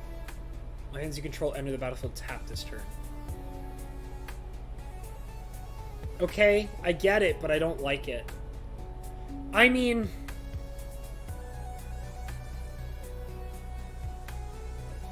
Okay, so on one hand, you would be sacrificing lands. You'd probably want to play this late game to sacrifice lands that you don't need. But then, for each land you sacrifice, you would draw a card, right? But here's the thing. You're sacrificing a bunch of lands, and you draw a bunch of cards. You wouldn't have the lands to be able to pay for the mana costs of those cards that you would probably want to cast. So you'd probably have to figure out where the balance is between how many lands you'd want to sacrifice versus how many cards you'd want to draw. And then, if the amount of lands that you're willing to sacrifice is too small, then the card draw is probably not worth it, but you would be able to draw the cards and cast them. But if you sacrifice a whole bunch of lands and you draw a whole bunch of cards, then you probably wouldn't be able to play the cards that you draw, right? And then it's saying you can play the lands that you draw, but all lands enter the battlefield tapped, so you wouldn't be able to use them. There's too much risk in this card. That's what I think is wrong with this guy. Too much risk. I mean, because if you cast this for 4 mana and sacrifice 2 lands to draw 2 cards, and then one of those cards is like a land, that doesn't feel good. That's 4 mana, 2 lands that you lose, gain a land and draw a card? I think this card has too much risk to be good. I don't think I'd want to play this card. It's too risky. Too niche. Oh, but there's that green card that brings lands back from the dead. It's like, whatever. Okay, Kazandu Mammoth. 3 mana landfall that's also a land. Enters the battlefield tapped, required, creates a green. Okay. 3 mana 3/3 that has landfall for +2. Playable. This is playable. It doesn't feel bad. It doesn't feel good. It just feels about right. It's on curve. Like, you could play this on turn 3. Would you want to, though? Play it on turn 3. Have a 3/3 body. Move to turn 4. Play a land. Attack with a 5/5. Yeah, that seems alright. Right? Attacking for 5 power on turn 4, that seems pretty decent. Yeah, this card's fine. I mean, unless you're playing a land like every turn that you attack with it, it's probably a 3/3 vanilla, but It can also be a land, which is alright if you're okay with playing a tapped land. Seems decent. Seems alright. It's like I said, it's not great, but it's not terrible either. It's like it's comfortably on curve, and it's like, yeah, okay, I'll play it. You know, and I don't feel bad, but I don't feel great. Sure, this is fine. This is fine. This is a fine card. Seems alright. Archon of Emeria. Oh, I hate Archons. Oh god, they're terrible. Okay, what do you do? 3 mana flying. Each player can't cast more than 1 spell each turn. Non-basic lands your opponents control enter the battlefield tapped. I hate Archons, man. These suck. These suck. Who wants to play against this? Like, and it comes out on turn 3? Are you for real? It's turn 3. Nobody's allowed to play anymore. It's like why? Like, go away. Go away, you suck. Like, I don't want to play with you anymore. Like, if somebody plays this on turn 3, that's not fun anymore. Like, screw you. Like, Archons suck, man. They just make games miserable. That's why I don't like Archons. Glasspool Mimic. I've seen this card talked about a few times. A 3-mana clone is always going to feel pretty awesome. The land side is a tapped non-island blue. Fine. Clone for 3. Fine. I would say Glasspool Mimic is on par with Kazandu Mammoth, okay? Like, this blue and this green, the Glasspool Mimic and the Kazandu Mammoth, they're like reflections of each other in a sense. It's like, you would play it and you'd feel alright, you know? And the thing about playing a clone is that a clone is never good by itself. It needs other cards to work. So, playing a clone for 3 feels great, okay? That's fine, because 4 is too much. We've now established that clone is outdated. Clones are more on par when they're around 3 mana. So, you cast this on, like, you know, you play this on turn 3 and it probably feels good. It probably doesn't feel amazing, unless the card you're copying is amazing. But it's alright. It's fine. So, yeah, moving on. Skyclave Shade. Oh, yeah, this is the new, what's it called? Bloodghast. So, Skyclave Shade, 2 mana, kicker 3. So, I'm going to say, just so that we can establish it, because I like to ignore the kickers. I like to see them what they are when they start. So, it's a 2 mana, 3/1. It's pretty good. Can't block. Okay, that's fine. You probably only want to attack with it anyways. Landfall, whenever it enters the battlefield. Okay, yeah. So this is the Bloodghast effect. When a land enters the battlefield, Skyclave Shade is in your graveyard and it's your turn. You may cast it from your graveyard this turn. Awesome. So 2 mana, 3/1, can't block, comes back from the dead. Now, if you would pay 3 mana to kick it, it would also come into play with 2 +1/+1 counters on it, becoming a 5/3. 5 mana, 5/3. Cast it from your graveyard. Not returns to the battlefield. Cast it from your graveyard. That's very different than just returning it to the battlefield. So, I don't know. A recastable 2 mana 3/1 seems alright. Can't block. Yeah. This is another one of those cards where the kicker seems like not very great. I mean, because you're paying... 2 mana for 3 is awesome. 5 mana for 5 is like... Okay, yeah. You did the thing. Congratulations, 5 mana for 5 power. You are on the curve. Good job. You know, it's like, alright, sure, okay. 2 mana for 3 is awesome, though. I would play that. See, that's why I kind of have to dissect these by, like, I read the kicker last, because, like I said, like, there are these cards that are just, like, we were looking at that 3 mana, like, 4/3, that's better without paying the kicker cost. This is another example of one of those cards. Skyclave Shade seems like it's better not kicked than it does kicked. But, I mean, if you're on turn 5 and you need 5 power, it's there for you. So, sure, why not? It's nice to have the option. Seems alright. Wayward Guide Beast. 1 red, 2/2, Trample Haste. What do we got? Another Goblin Guide here? What's going on? Wayward Guide Beast deals combat damage to a player. Return a land you control to its owner's hand.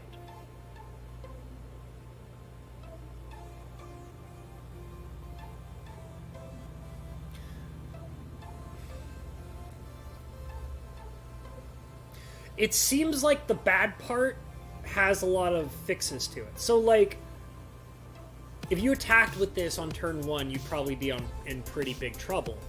Like, you would be ahead by 2 points, but you'd be down a land, which means you'd have 0 lands. But at the same time, you could say that later in the game it has landfall triggering enable ability. I don't know. Goblin Guide is very obviously better than this card. This card seems alright. I mean, it's fine. I'll be honest, I think the trample is not necessary. It almost seems like that the trample is to justify the returning a land and going back to turn 0. But, like, on turn 1, you wouldn't care about the trample. The trample doesn't matter. Turn 2, the trample might matter. But then, by turn 3 and later, the trample is probably useless. So, I don't know, it's like the trample's like the whipped cream on the top, but it's not necessary, and it's like, I feel like I kind of have to look at this card without including the trample. I don't think it's that great. It seems like it would cause more problems than it would, you know, fix, or I don't know. Because I don't know if you'd really want to play this on the first turn, which is weird because it looks like it was designed to be played on the first turn. It's a very weird card. Let's see. It was made. Okay, Thoth was talking about the ooze. He says it was made for any deck that loves +1/+1 counters. Yeah, I can see that. See you later, Hobbs and everyone else. Well, thank you so much for being here, Thoth. I'm going to assume that you probably already left, but thank you for being here anyways, dude. Matt says, I'm back. My hubby called me from work, and he's bringing me home some chicken wings. Oh, that sounds good. I might order some chicken tonight. You're making me hungry. Cheese sticks from the bar. Oh, stop it. Shut up, Maz. You're making me hungry. Ugh, you're making me hungry. Shut up, Maz. I hate you right now. You literally just made me so hungry. Just by reading that. I hate you. Okay, moving on. Scoot Swarm! I love Scoot mobs, so hopefully Scoot Swarm is great. Landfall. Whenever a land enters the battlefield under your control, create a 1/1 green insect creature token. If you control 6 or more lands, create a token that's a copy of Scoot Swarm instead. Not a fan. I don't like this card, which is funny because I love the card Scoot Mob. So 3 mana for a 1/1. Yuck. Okay? Right off the bat. Yuck. Okay? So, this is a card that is designed to not feel good when you cast it. And then the only way to feel good about it is by playing lands. Okay?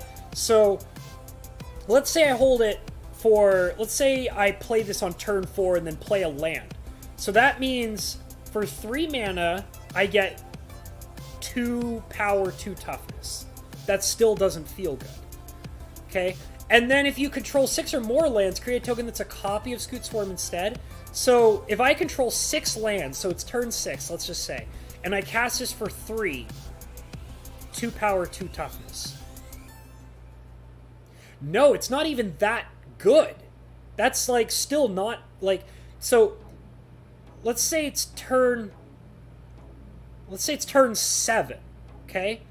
Cast this for 3, okay? Then you have 6 lands, and then you play a land to activate its ability, and then you get 2 power. This is not a good card, guys. This card sucks. Scoot Swarm, you suck, and I'm disappointed because Scoot Mob is so great, and you're so bad. Let's see, I'm going to skip that one, because I don't like the party stuff. Draw 2 cards. Master of Winds, 4 mana, 1/4, flying. Enters the battlefield, draw 2 cards, then discard a card. Okay. Whenever you cast an instant or sorcery or wizard.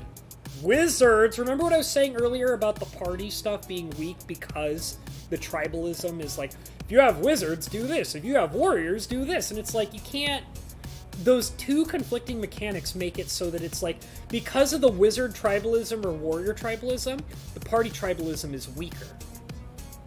So, you know. Sorceries, instants, or wizards, you may have the Master of Winds switch his power and toughness.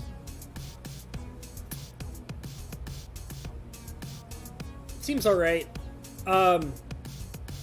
Draw 2, then discard a card. A 4 mana, 1/4 flyer, draw 2, discard. This is another card where I feel like it's not terrible, but it's not great. This is like curve on curve. This card's on curve. Like, you know, it's fine. I'm gonna move on. I don't like looking at it.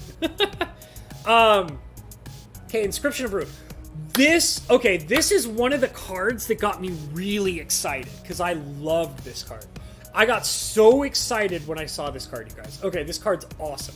Inscription of Ruin, 3 mana sorcery with a kicker of 4. Choose 1. Right off the bat, 3 mana, 3 options, choose 1. I'm already happy to see it.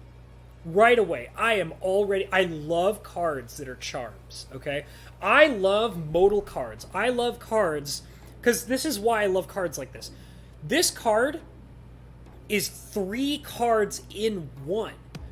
It's like the power of, like, imagine being able, like, it's like, imagine putting 3 cards into your deck that only count as 1 card.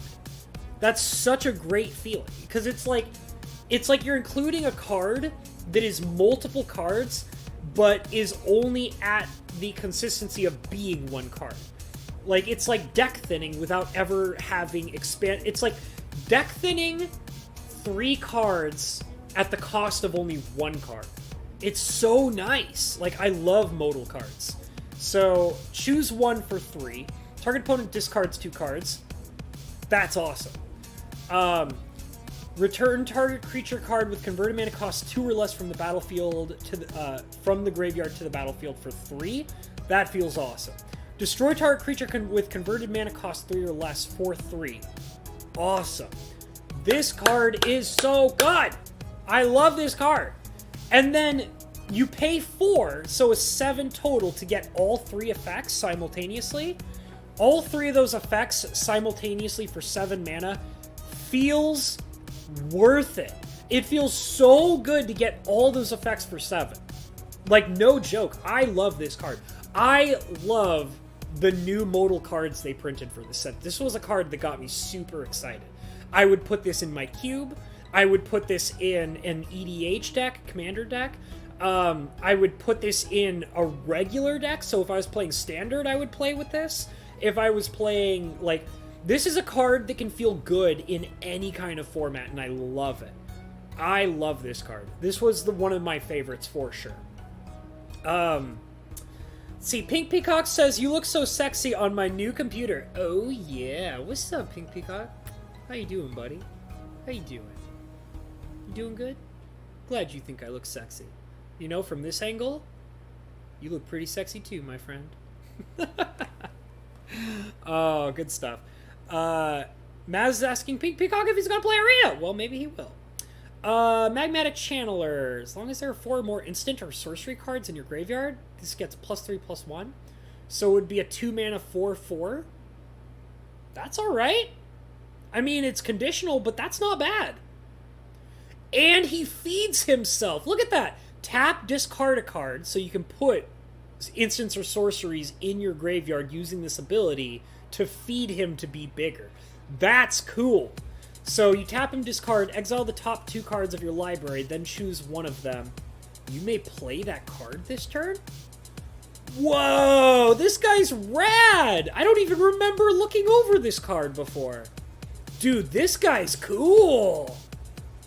Wow, I like him. I like this card. That's a good card. That's a good card. Yeah, this guy's cool. I like him. I would play with him. Crackplate Balleth. 7 mana, 6/6. Ignore the kicker. This spell can't be countered. Has hexproof and haste. Hating on that blue. That's nice. But kicker 3, so it would be 10 mana. 10 mana for the kicker. If Cragplate Balleth was kicked, it enters the battlefield. Oh, so if you pay 10 mana, it's a 10/10. Can't be countered, can't be targeted, and has haste. That's pretty metal. Green is all about this. I bet you Perp is probably pretty excited to see this guy right here. This guy's pretty rad. Don't know if I play him for 7 mana. I mean, maybe? I mean, knowing that he can't be countered, can't be targeted, and can deal 6 the moment that you cast him, that's alright. He doesn't have trample, so he could be chump blocked, but I mean, it's alright for 7. 10 is where you'd want to cast it, but the problem is okay, at 7 mana, and especially at 10 mana, I sadly, even though this guy is awesome, I don't think he'll see play. I really don't. He reminds me of older cards like Scragnoth and Quagnoth, which are both really powerful cards. But I don't think he's going to be played very much because he's so damn expensive. I mean, I could be wrong. Maybe because this set is the ramp set, right? It's Zendikar, for God's sake. So maybe people can ramp into him pretty quick. Who knows? Okay, moving on. Legion Angel, 4 mana, 4/3. Enters the battlefield. You may reveal a card you own alongside own named Legion Angel from outside the game and put it in your hand. Okay, so for anybody who knows me pretty well, I have a special love for 4 mana angels. I think 4 mana is the secret sweet spot for angel cards. 4 mana, 4 power, flying angels. That is the sweet spot. So right off the bat, I love this guy. It's a 4 mana, 4/3 flyer. That's beautiful as an angel. It fetches other Legion angels from outside the game. Now, immediately, the first thing I think of is Squadron Hawk. Now, for anybody who lived during the days of Squadron Hawk would know that Squadron Hawk is a force to be reckoned with. However, Squadron Hawk was 2, Legion Angel is 4. Will Legion Angel be around as powerful as Squadron Hawk? Possibly. I don't really know. Because it's tough to say, because it doesn't search for the angel in your deck. It searches for the angel in your sideboard. So, I mean, you would have to actively choose. Because Legion Angel, I feel like this card is fine just being in the deck. Would I want that effect to pull it from the sideboard? I don't know. I really don't know. And I feel like that effect is what pushes it to the rare end. And I don't even know if it's that good or not. With knowing how powerful that Squadron Hawk was in the past, maybe? Squadron Hawk pushed the power level. That was a 2 mana 1/1 flyer that could fetch itself. And it was easy to cast, easy to get out quick, and very evasive. I think that if anything would make it the fetching ability on this angel strong, it's the fact that it's evasive. It's a flyer. So maybe it could be on par with Squadron Hawk. I don't know. But it is interesting, and I do like the fact that it's a 4 mana, 4 power flying angel. That's all my favorite angels are 4 mana, 4 power flyers. Now, that's not true, because there is actually an angel that I adore that has 3 power and 4 toughness. But the extra ability it has attached to being a 4 mana, 3/4 flyer angel is really, really strong and makes up for the missing 1 power. Yeah, this is fine. I think it's a good card. Confounding Conundrum, 2 mana enchantment. When it enters the battlefield, draw a card. Whenever a land enters the battlefield under an opponent's control, if that player had another land enter the battlefield under the control this turn, return a land they control to its owner's hand. Okay. A 2 mana enchantment that says, screw you to landfall, and has an even bigger middle finger for, I believe it's called Euro, the green and blue legendary creature from Theros, which I hear is a pretty big problem. And also the growth spiral. It says screw you to growth spiral as well. So, does the format need this card? Probably, but the problem is that it's in blue. And so it's like they're printing the answer to a problem deck that the problem deck can play to answer the problem deck. I worry that it's going to cause more problems than it's going to solve. You know what I mean? I think Confounding Conundrum will create more problems than it solves. So, I don't know. It's really cheap. Draws a card so it cantrips. And it shuts down, like, decks that... It basically shuts down Explore-type decks, like Growth Spiral-type decks. So, I don't know. I think it might be a problem. Because it seems like it's trying to shut down a deck by enabling a deck. You know, by enabling the same deck. It's weird. Skipping Coveted Prize because it uses the party mechanic. Kargan Intimidator, 2 mana 3/1. I like it. 2 mana 3/1. Yes, please. What? I could literally move on from it right now and be happy knowing it's a 2 mana 3/1. Cowards can't block warriors. Whatever. The coward mechanic is dumb. I don't like it. Whatever. So it's a modal card. It's a 2 mana 3/1 modal card. Wow. Choose one that hasn't been chosen this turn. So you can choose all 3 effects for 3 mana, and then that's it. So pay 1, +1/+1 until end of turn, so you can turn it into a 4/2. Wow. Okay. Target creature becomes a coward until end of turn, so you can prevent it from being blocked by a creature that would be a problem. And you can give it trample. This card seems great. I would play it in my cube for sure, because red needs more powerful stuff at cheaper costs in my cube. So this card seems awesome. I would play with it. Inscription of Abundance. This is another one of those modal kicker cards, which I love. However, I will say this. I have looked over this green one, and I think it's the weaker of the bunch. 2 +1/+1 counters. Gain X life, where X is the greatest power among creatures they control. I don't know about that. And then target creature you control fights another target creature you don't control. So it can be removal.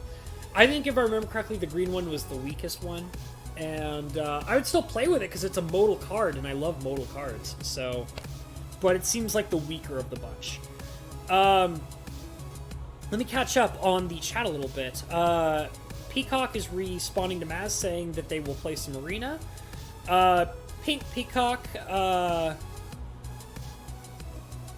says, what is the soundtrack for the stream? Also, has your father shown up?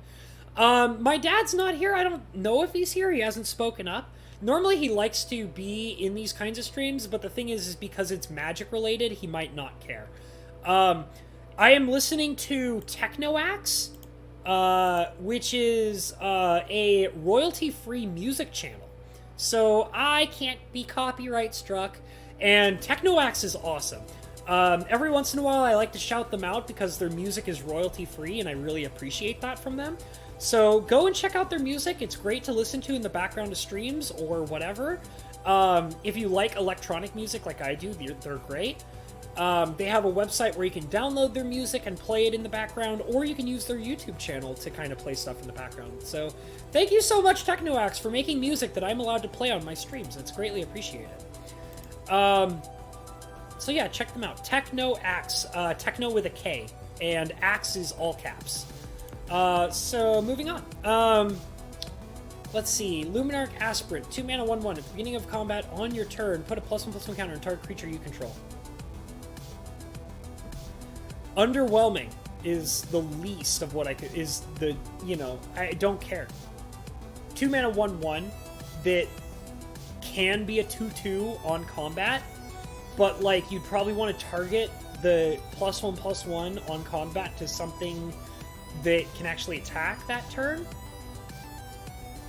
Maybe you play this on turn 2 to turn a 1/1 that you played on turn 1 into a 2/2 to attack for 2 on turn 2. I don't like it. I don't. Card, I'm not a fan. Combos with that Minotaur, I guess. I mean, I don't know. Underwhelming. Underwhelming. Coral Helm Chronicler. Whenever you cast a kick spell, draw a card, then discard a card. Enters the battlefield, look at the top 5 cards of your library. Reveal a card with a kicker ability. Ooh, gross. Kicker ability from among them, put it into your hand. Put the rest on the bottom of your library in a random order. Okay. The good news, it looks at 5 cards. Okay, so that's not so bad. Which means you have 5 chances to get a card that would have kicker in it, which you could use this to fetch for you. I don't like it. I don't like cards that restrict you on mechanics. So, like, I was talking about the whole party thing, like, which is extremely, with a vice grip, restrictive. Coral Helm Chronicler is less hardcore on that grip, but it's like, play kick spells, and it's like, well, there's a lot of spells, and not all of them are kick spells, and, like, I don't want this card to come out and do nothing, you know? Like, what if this card comes out, and you look at the top 5 cards, and it's like 3 lands, and then 2 spells that are not kicker cards, and then you just put all 5 of them on the bottom of on your deck. Maybe 2 of those spells weren't kick spells, but they were spells that you wouldn't mind of having in the next couple of turns or so. Like, not a fan. Hagra Mauling. This spell costs 1 less if your opponent controls no basic lands. Okay. Remember what I was saying about that card that was like, play all the islands and I get big? And then you have Hagra Mauling, which is like, this spell costs less if your opponent is not playing with basic lands. And it's like, you have some cards that care about playing basic lands, and then you have some cards that care about people, yourself or your opponent, not having basic lands. And it's like, when you have, like, and they're both rares, by the way. Like, when you have cards that have mechanics that conflict like that, it doesn't feel good. It doesn't feel right. It causes... There's too many factors dictating how you can play some cards over others. And that's not a good feeling. Like, you know, like the party stuff. Like, if you were drafting, right? And you decided to play blue. And you get a card that cares about wizards. And then, like, okay, let's say you're drafting, okay? You open a pack. You get a card that cares about wizards. You get 2 wizards. Then you get a card that cares about a party. And then you get 1 cleric. Okay? So, like, so you're gonna go wizards, right? So, like, why would you care about the cards that say party when it demands that you're going to play 4 or 5 different cards that are completely different from one another? Whereas playing a card that cares about wizards, and then you have, like, 2 or 3 wizards. You know what I'm saying? Like, you're more likely to get more cards that fit in that single tribal type than to get 5 cards that all care about different tribals that you're planning to, like, build a deck around. And this is another example of that, where it's like, there's so many different kinds of spells, and there's a certain amount of spells that, like, you know, care about lands that are basic, and then there's a certain amount of spells that care about lands that are not basic. And there's too much. It's too much. There's too much happening, you know? And I don't like that. I don't think that that's a great way to design cards, you know? Like, that's just my opinion, though. But, I mean, you know. Play all the kickers, says Pink Peacock, yes. Habs, you not a party boy? I mean... Not when it's in the game's mechanics, I guess I should say. Valakut Exploration. Whenever a land enters the battlefield under your control, exile the top card of your library. You may play that card so long as it remains exiled. Okay. Playing a land and then getting to draw an extra card, essentially, in a sense, for the turn. Seems alright. At the beginning of your end step, if there are cards exiled with Valakut Exploration, put them into their owner's graveyard. Then Valakut Exploration deals that much damage to each opponent. That is cool! Okay, I like this card. So this is a card that basically says, whenever you play a land, you have the chance to play an additional card, but it's in your exile, so you might not have the chance to play it. And then at the end of the turn, if you don't have the chance to play it, you could still use it because it can still deal a damage. I mean, yeah, it's not a ton of damage, and yeah, you don't get the spell, but it still gives you an option when you lose the card. That's cool. I like that card. Valakut Exploration, awesome. Party card sucks. It's kicker and it demands party. And it also says that it is all types of the party. This is what I was talking about. So, you build this party mechanic, and then you start printing cards that count as a whole party by themselves. So, like, why would I want to play any of the other party cards? Right? Like, if you, like... It just... I mean, yes, it limits the... Like, it's like, oh, but then that makes the party mechanic usable, because now you only need 2 cards instead of 5 cards. And it's like, well, then why did you design... If the mechanic was so clunky that you had to cheat it by designing cards that are all of the factors of that mechanic, then why would you bother reprinting the, like, printing the mechanic in the first place? If it's so clunky that you had to cheat the mechanic to make it work, why are we using that mechanic? You know, that's how I feel about it. It's so clunky that they had to design cards like Tajuru Paragon to cheat the mechanic. And it's like, why bother playing any of the other cards that don't cheat the mechanic? You know what I'm saying? Maul of the Skyclaves. I actually remember this card. I remember it being crazy strong. 3 mana, artifact equipment, white. When it enters the battlefield, you may attach it to a creature you control. Awesome! An equipment that you get to use immediately and you don't have to pay the equip cost. That is so awesome. Okay. Equipped creature gets +2/+2, has flying, and first strike. This card is so strong, in my opinion. You cast it for 3 mana, and you can, in my opinion, it's like Loxodon Warhammer.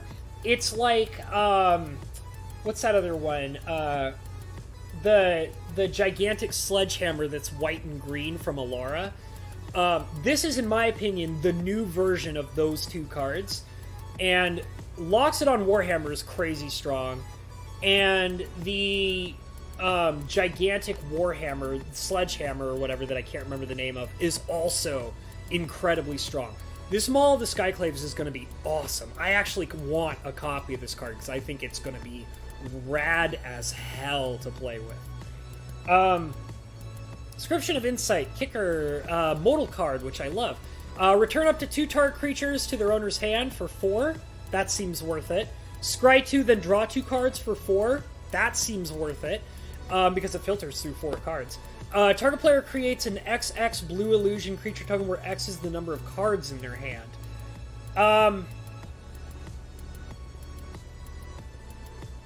Is it permanently that number? So if I go down in cards, does it change, or is it always going to be... I think it's always going to be equal to the number of cards. So I think that's probably the weaker of the 3 abilities, but it still could be useful because you never know. But yeah, I like it. I mean, for 4 mana, the first 2 abilities feel worth it. The last one, I'm not so sure. It seems like it can be conditional. And then paying 8 for all the effects? Sure. I mean, I'd pay 8 for the first 2 effects, like, together. That seems worth it. So yeah, it seems alright. Great card. Nighthawk Scavenger. Nighthawk. Oh, you mean like, what's it called? Vampire Nighthawk? Yes, exactly like Vampire Nighthawk. 3 mana, 1/3, well, 1+*3, flying Death Touch lifelink. Gee whiz, I wonder if it's like a Vampire Nighthawk. Nighthawk Scavenger's power is equal to 1 plus the number of card types among cards in your opponent's graveyards. You know what would be a really good idea? Hi, I'm a WotC executive, and you know what I think would be a really good idea? What if we took Vampire Nighthawk, one of the most powerful black uncommon cards ever printed, and what if we combined it with Tarmogoyf, one of the most powerful green mythic cards ever printed? Vampire Nighthawk plus Tarmogoyf? that won't be crazy overpowered and destroy everything and make black one of the most powerful colors. No, that'll be fine. Vampire Nighthawk plus Tarmogoyf? Totally fine. Totally okay. Yeah, guys, keep your eye on Nighthawk Scavenger. This card's gonna get crazy. It's gonna destroy formats. It's gonna make huge splashes in everything. I think this is one of the chase rare cards. I think this card's gonna be insane. I would put it in anything. Like, this card's amazing for black. It's gonna be ridiculous. It's literally... I'm just gonna call him... I'm just gonna... Because the other one's called Vampire Nighthawk. This is Nighthawk Scavenger. I think we should call this Nighthawk Tarmogoyf. Tarmahawk! Yes! That's his name. You heard it here, guys. This is now officially called Tarmahawk. Tarmogoyf Nighthawk. Tarmahawk. You guys heard it here. Welcome, Tarmahawk! We bow down to our Tarmahawk overlords, and everything will be fine. Everybody will be playing Tarmahawk. It will be great. So ridiculous. I don't know what they were thinking when they printed this guy. I think this card's going to get so insanely out of hand. It's ridiculous. And it's not even like, well, Tarmogoyf is only 2 mana. And it's like, Nighthawk is like 3, and you're probably going to want to play it in mono black. And it's going to be huge. When it matters, it's going to be huge. And Tarmogoyf works great in, like, Dredge and stuff like that. It cares about getting rid of cards and throwing it in the graveyard. What's good at getting rid of cards? Black is. So yeah, there's gonna be an insane amount of power in this card. It's ridiculous. I don't even know what they were thinking. Oh, goodness gracious. Relic Robber. Okay, I hate the flavor of this card, but this card is actually really strong. So, Relic Robber is a 3-mana 2/2 with haste. Alright. Whenever Relic Robber deals combat damage to a player, that player creates a 0/1 colorless goblin construct. Creature with... This creature can't block, and at the beginning of your upkeep, this creature deals 1 damage to you. So, okay. Strong. It's strong. It's gonna mess things up. It's gonna, like, create artifacts that harm your opponent, which is cool. So here's the thing that I have a problem with this. Relic Robber. Oh, Relic Robber. So, Mr. Goblin Rogue, you're gonna go and attack the player and steal his artifacts, right? No. I'm the Relic Robber. I run to the opponent, and I take and create an artifact that is a 0/1 creature that also it can't block, and also it harms your opponent every turn. Oh. So, why are you a robber? Oh, I'm not a robber. I'm just I'm not really a robber. I'm just a robber in name. I'm not actually stealing anything. I'm not really a robber.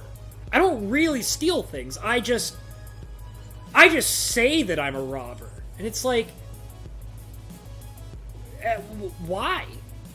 Like, and like the art, like, what is he doing? Like, that's the head of a creature, I guess, and he's running and getting ready to throw... The flavor is so off on this card. I really... Like, it's a strong card. It does cool things, but bad flavor, man. Bad flavor. Just blech. Blech. Disgusting. Alright, guys. I might do another lounge stream maybe next week. I do have to wrap it up. I'm over. I didn't even pay attention until I was 3 minutes over. So, I might do another one of these streams because I didn't even get to really talk about the cards that I wanted to. I got so distracted with everything else, all these cool spoilers. I didn't even get to go to the commons and uncommons. I talked about how great the commons and uncommons are, and I didn't even talk about them. So you know what? Maybe next week, I will try and do another stream kind of like this where we will go over more of the spoilers.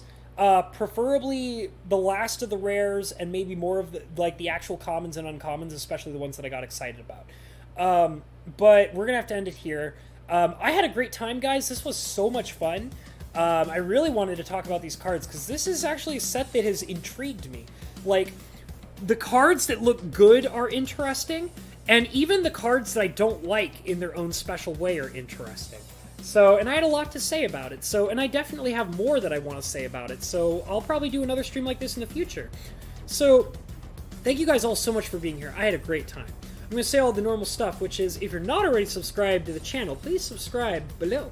Hit that wonderful subscribe button and join us in our wonderful spicy group of wonderful, sexy people. That's right, you too. With the single click of a subscription button, you too can join and become immediately sexy. That's how we do it in this channel. Click that subscribe button, immediately become sexy. And if you had a good time and you want to be sexier, click that thumbs up button as well. I really appreciate it, and it helps me out a ton. Go ahead and hit the notification bell so you can always know when I'm going to be doing streams, kind of like this. And also check in the description below for all sorts of cool things. I have a fan mail address that you can send fan mail to. I have a DeviantArt profile where I sometimes post art in a very once-in-a-blue-moon rare condition that I might do it. I will do it on there. And also, I have multiple donation sites where you can give me beautiful, delicious money, which I use to spend on this wonderful, wonderful channel of wonderful, wonderful people like myself and all the people hanging out here. So, once again, thank you guys all so much for being here. I had a wonderful time. And I'll see you guys all in the next stream, and as I like to say, follow your dreams, guys, okay? I'll see you later. Goodbye. I had a wonderful time looking at magic cards. Having a wonderful time! I'll see y'all later, guys. Goodbye.